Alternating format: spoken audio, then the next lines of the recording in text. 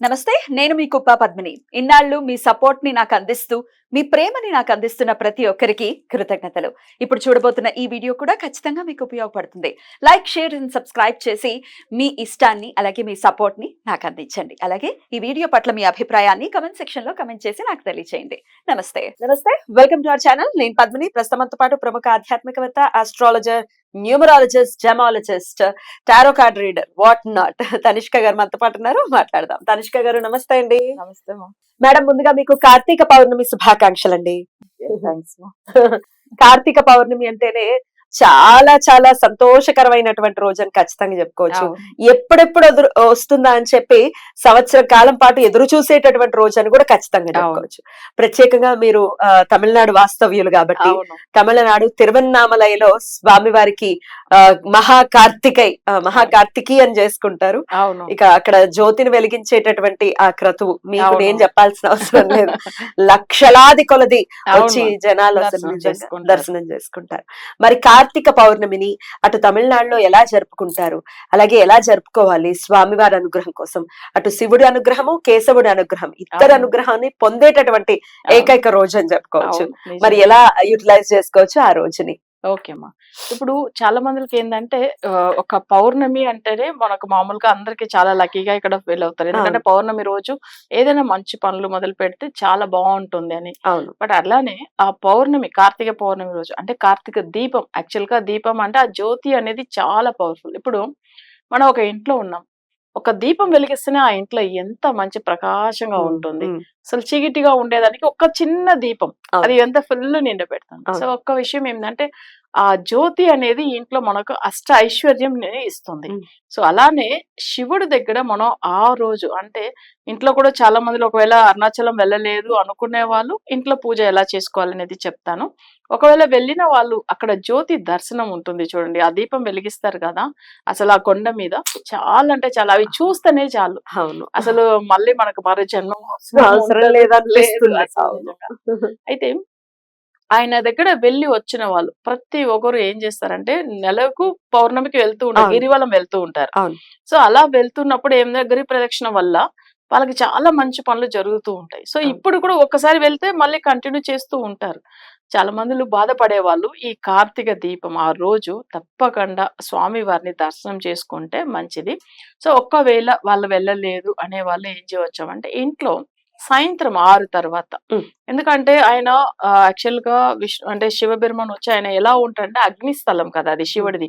So అగ్నిలో వచ్చేదా చాలా పవర్ఫుల్ గా ఉన్న స్థలం కూడా మన అందరికీ తెలిసినది. సో ఈయన ఏం చేస్తాడంటే అసలు ఈయన గురించి మనం దీపం ఇంట్లో ఎలా వెలిగించాలంటే ఒక శివుడి ఫోటోన పెట్టుకోవచ్చు, లేదు శివలింగం ఒక చిన్న విగ్రహం స్వామివారిది ఉంటే అవన్నీ పెట్టుకోవచ్చు.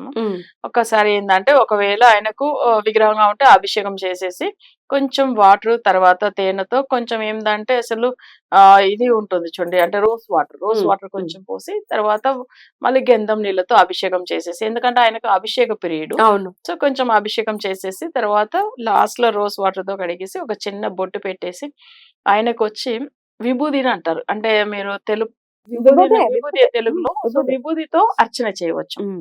అది ఇష్టం ఆయనకు. ఎందుకంటే ఆయనకు వచ్చి మామూలుగా చూసామంటే స్వామివారి శివుడిని దర్శనం చేసుకుంటామని విభూది పెట్టేసుకోవాలి. మన ప్రతి ఒక్కరు విభూది ఎందుకు పెడతారని కూడా నేను చెప్తాను. సో ఆ విభూదితో అర్చన చేయడం తనకు చాలా ఇష్టం. ఆయన మశానంలో ఉంటాడు, ఆ విభూది మనకు గుర్తు చేయడానికి అది చేసి పెడుతున్నాం అది. సో ఆయనకు అవి అర్చన చేస్తాం. నెక్స్ట్ ఏంటంటే బిల్వ పత్రాలు, సో అది మనకు వచ్చి దొరుకుతుంది తప్పకుండా. సో దాంతో అర్చన చేసుకుంటూ శివనామం అంటే పంచాక్షర మంత్రం, సో శివుడిది ఓం నమ శివాయ అని చెప్పుకుంటూ అదేంటంటే మనం అవి బిల్వ పత్రంతో అర్చన చేస్తూ అలానే ఒక 16 1 రూపీ కాయిన్ తీసుకోవచ్చు. ఓకే. సో 1 రూపీ కాయిన్ తీసుకొని కూడా ఆయనకు ఆ రోజు అంటే ఏ రోజు అయితే మనం దీపం వెలిగించి ఆయనకు పూజ చేస్తామో కార్తీక ఆ దీపం రోజు ఆ రోజు ఆయనకు అర్చన చేయాలి. సో ఒక ప్లేట్ మీద అసలు ఈ కాయిన్స్ తో అర్చన చేసి ఆయన మంత్రాలు జపం చేసి పెట్టి, ఒకవేళ వాళ్ళకి ఏం సమస్య రుణ బాధలు ఉంటుందంటే అది తొలగిపోవాలని చెప్పి, లేకపోతే వేరే ఆర్థిక సమస్యలు లేకపోయినా వేరే సమస్యలు ఏమైనా ఉంటే కూడా ఆయన దగ్గర కోరుకుని, అవి ఒకరికి హెల్త్ ఇష్యూస్ కూడా ఉంటది, సో కోరుకుని ఆయన అంటే పంచాక్షర మంత్రం చెప్పి ఆయనకు అర్చన చేయడం అనేది ఉంటుంది. ఆ 16 కాయిన్స్ అలానే పెట్టి అర్చన చేసిన తర్వాత ఒక మంచి రోజు చూసుకుని తీసి మళ్ళీ అది బీరోలో క్యాష్ బాక్స్ లో పెట్టేవచ్చు. పెట్టిన తర్వాత సో అది కొన్ని రోజులు అంటే నెక్స్ట్ పౌర్ణమి వచ్చే లోపల వాళ్ళకి ఒక మంచి దారి చూపిస్తాడు అబ్బా. శివుడు. అంటే కోరిక ఏదైనా ఇంకా నెరవేరేటటువంటి పరిస్థితి ఉంటుంది. ఉంటుంది ఉంటుంది. సో అలానే మనం బిల్వపత్రం వేసాం కదా, దాంట్లో కూడా కొన్ని బిల్వపత్రం తీసి అసలు అది కూడా సేమ్ కలిపి దాచి పెట్టుకోవచ్చు. అది కూడా మన క్యాష్ బాక్స్ లో పెట్టుకోవచ్చు, సేఫ్ గా పెట్టుకోవాలి. సో ఇంకొక విషయం ఏంటంటే ఆయనకు ఆ రోజు ఉపవాసం ఉండి చేసే వాళ్ళు ఉంటారు. నిజంగా ఆ రోజంతా అసలు నైట్ మేల్కొనే వాళ్ళు ఉంటారు. కానీ స్వామి వారి గురించి ఏంటంటే భక్తితో చేస్తే చాలు. ఆయనకు పెద్దగా పెట్టాలా, ఆయనకు అట్లంతా కూడా ఇష్టం లేదు. నిజమైన భక్తి ఉంటే చాలు. సో అది మనం భక్తిగా చేసినప్పుడు ఏమైతుందంటే తను తప్పకుండా ఫలితం ఇస్తాడు.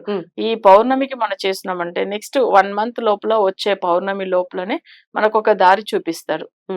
ఓకే, పెద్ద సమస్య ఉంది అంటే దానికి ఏదైనా ఇట్లా వెళ్తే మీకు మంచిది అవుతుందని దారి చూపిస్తాడు తప్పకుండా. సో ఇంకొకటి ఏంటంటే ఆ రోజు శివుడిని మొక్కేదాని వల్ల చాలా మంది ఇప్పుడు చూసారంటే మహాలక్ష్మి కూడా ఎప్పుడు లక్ష్మి కటాక్షంగా ఉండాలంటే శివుడిని మొక్కిన రోజులు చాలా ఉన్నాయి. అందులో ఆ దీపం వెలిగించి మొక్కేటప్పుడు అమ్మవారు ఆ దీప జ్యోతిలోనే ఉంటుంది కదా. సో అలా ఉన్నప్పుడు లక్ష్మీదేవియే మొక్కింది అన్నప్పుడు మనం మొక్కడం ఇంకా అంతే కదా.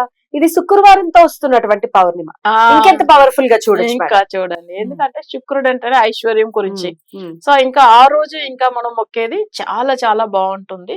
సో అది కూడా ఏంటంటే శుక్రుడు అనేటప్పుడు జనరల్ గా అందరికీ కానీ ఒక అంటే పెళ్లి గురించి కానీ ఐశ్వర్యం గురించి కానీ ప్రతి దానికి శుక్రుడు చాలా ఇంపార్టెంట్. లగ్జరియస్ లైఫ్ కావాలంటే శుక్రుడే. అవును కదా, అసలు అందరూ అంటారు శుక్ర మహాదశ వచ్చినా ఆయన తిరిగేలేదు అంటారు. అసలు నిజమేనా శుక్ర మహాదశ అందరికీ అంత బాగుంటుందా? చాలా బాగుంటుంది, కానీ ఏదో కొంతమందికి అసలు సెట్ అవ్వదు కొంతమందికి. అవును, నాకు తెలిసి మనకు తెలిసిన ఫ్యామిలీ ఫ్రెండ్ వాళ్ళు జైన్ వాళ్ళు, మార్వాడీస్ వాళ్ళ జాతకంలో చూసారంటే వాళ్ళ పేరెంట్స్ అంత ఏమి అసలు దాని ఒక మంచి నాలెడ్జ్ ఉన్న వాళ్ళు కూడా కాదు. కానీ వాళ్ళ బాబు జాతకంలో తండ్రికి సంబంధించిన ఆ శుక్రుడి స్థానం అనేటప్పుడు ఆ బాబు జాతకంలో చాలా మంచి పొజిషన్ లో వెళ్ళడం, ఆ 20 years లో అసలు నార్మల్ గా ఉన్న ఒక ఫ్యామిలీ చాలా పెద్ద లెవెల్కి వెళ్ళిపోయారు. అసలు నాకు తెలిసి నేను చూసాను ఆ దశ స్టార్ట్ అయింది, వాళ్ళకి మంచి లైఫ్, అసలు ఎన్నో కోట్ల ఆస్తులు సంపాదించారు. సో అది శుక్రదశ వల్ల. శుక్రదశ అయితే లేదండి శుక్రుడు మాకు యోగించట్లేదంటే ఇట్లాంటి పవర్ఫుల్ డేస్ ని కనుక యూజ్ చేసుకుంటే డెఫినెట్ గా శుక్రుడు చేస్తారు మంచిగా. అయితే ఇప్పుడు శుక్రుడికి అధిదేవత లక్ష్మీదేవి. లక్ష్మికి అసలు మంచి రోజు శుక్రవారం రోజే కదా. లక్ష్మీదేవి అంటేనే మేజ శుక్రవారమే ఎక్కువ ఇంపార్టెంట్ ఇస్తాం. అయితే చాలా మందికి ఏంటంటే ఎంతో పూజలు చేస్తున్నాము, మాకు శుక్రదశ జరుగుతుంది, ఎందుకు రిజల్ట్ రాలేదు అని బాధపడుతూ ఉంటారు. యాక్చువల్ గా వాళ్ళకి శుక్రుడు శత్రువు అయినప్పుడు, లేకపోతే వగ్రం అయి ఉన్నప్పుడు, లేకపోతే ఆయనకు మాంది గ్రహం అయి ఉన్నప్పుడు వాళ్ళకి ఆ శుక్రదశ ఫలితం ఇవ్వదు. ఇదిదా చాలా మంది ఏం చేస్తారు, జ్యోతిష్యం చూడగానే శుక్రదశ కదా మీకు తిరిగేలేదు వెళ్ళిపోని చెప్పేస్తారని అంటారు. కానీ వాళ్ళ 10 years సఫర్ అయినప్పుడు అయ్యో ఎందుకు మనకు శుక్రదశ బాగాలేదని చెప్పి అప్పుడు అర్థమవుతుంది అనమాట. సో అప్పుడు చూపించుకుంటారు. సో ఇది నిజంగా కానీ జాతకంలో శుక్రుడైనా శని అయినా మనకు అది ఫేవర్ గా ఉందా లేదా చూడాలి. అందరు శనిని చూసి భయపడుతుంటారు, అదే శని మంచి పొజిషన్ తీసుకొచ్చిన మందులు కూడా చాలా పెద్ద అసలు చాలా బాగా అయిన వాళ్ళు ఉన్నారు. రైట్, అట్లా చాలా గ్రహాలు ఇప్పుడు రాహు కూడా ఒక రేంజ్ కి తీసుకెళ్లిపోయిన వాళ్ళు ఉన్నారండి అని అంటారు. నిజం రావడంతో అనుకుంటాం నెగటివ్ అవుతుందేమో, నెగటివ్ అవుతుంది, పాజిటివ్ చేసే పరిస్థితి కూడా ఉంది. అవును, యాక్చువల్ గా ముఖేష్ అంబానీ జాతకంలో రాగే పెద్ద పొజిషన్ వచ్చింది, డబ్బు మామూలు డబ్బు కాదు అసలు నిజంగా.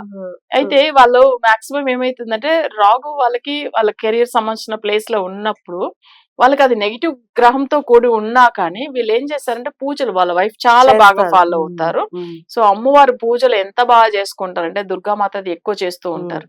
అసలు వాళ్ళ లెవెలే వేరు, ఎందుకంటే అంత మంచిగా చేస్తారు. తప్పకుండా దేవుని నమ్మకం పెట్టుకుని చేయాలి. సో రాగు కూడా మంచిగా చేస్తారు. బ్యూటిఫుల్ అండి, చాలా అద్భుతంగా వివరించారు. ఈ 16 coins తో చేసేటటువంటి రెమెడీ ఖచ్చితంగా ఈ పౌర్ణమి నాడు చేయండి అని చెప్తున్నారు. ఖచ్చితంగా ఇది చేసుకుని పౌర్ణమి యొక్క అద్భుతమైనటువంటి కాస్మిక్ ఎనర్జీతో ఉన్నటువంటి డే ని మన వాళ్ళందరూ యూటిలైజ్ చేసుకోవాలి. అలాగే మీరు కూడా పర్సనల్ గా రెమెడీస్ చేయిస్తూ ఉంటారు కదా, పౌర్ణమికి ఏమేమి రెమెడీస్ చేయిస్తూ ఉంటారు మీరు? ఓకే, యాక్చువల్ గా పౌర్ణమి అనేటప్పుడు మేము ఎక్కువ గ్రహాలకు వశీకరణం ఉంటుంది. సో గ్రహాల వశీకరణ పూజలు అంటే ఇప్పుడు ఒకరికి ఇప్పుడు నెగిటివ్ ఎఫెక్ట్ ఉంటుంది, ఇంట్లో చాలా భయపడుతూ ఉంటారు, ఆరోగ్యం బాగలేదని, లేదంటే అసలు ఇంట్లో గొడవలు అవుతూ ఉంటుందని. జనరల్ గా ఏంటంటే బ్లాక్ మ్యాజిక్ ఎఫెక్ట్ ఉన్న వాళ్ళు తప్పకుండా పౌర్ణమి రోజు పూజలు మొదలు పెట్టుకుంటే చాలా బాగుంటుంది. అది కూడా ఏమైతుందంటే మనం చేపించే రెమెడీ వచ్చి 100% రిజల్ట్ ఇస్తున్నాం. చాలా పెద్ద పెద్ద ఇష్యూస్ ఉన్న వాళ్ళు, అంటే మరీ చిన్న బాధ కాదు, చాలా పెద్ద హెల్త్ ఇష్యూ ఉన్న వాళ్ళు కానీ, ఫైనాన్షియల్ విషయంలో కానీ, లేదు ఎక్కువ మా ఇంట్లో మా ఫ్యామిలీ వాళ్ళు మాకు చేతపడి చేశారు, మాకు అసలే బాగాలేదని అనే వాళ్ళకి ఈ పౌర్ణమి రోజులో స్పెషల్ గా చేపిస్తాం పూజలు. చాలా పవర్ఫుల్ పూజ ఉంటది. అయితే వాళ్ళకి ఏంటంటే ఫాలో అయిన కొన్ని రోజుల్లోనే వాళ్ళ బాడీలోంచి ఆ నెగిటివ్ ఎఫెక్ట్ వెళ్ళింది తెలుస్తది. సో అంతా మంచిగా అయిపోతారు. అద్భుతంగా వినియోగించుకోవాలని మనస్ఫూర్తిగా మనవి చేస్తూ కృతజ్ఞతలండి. నమస్తే.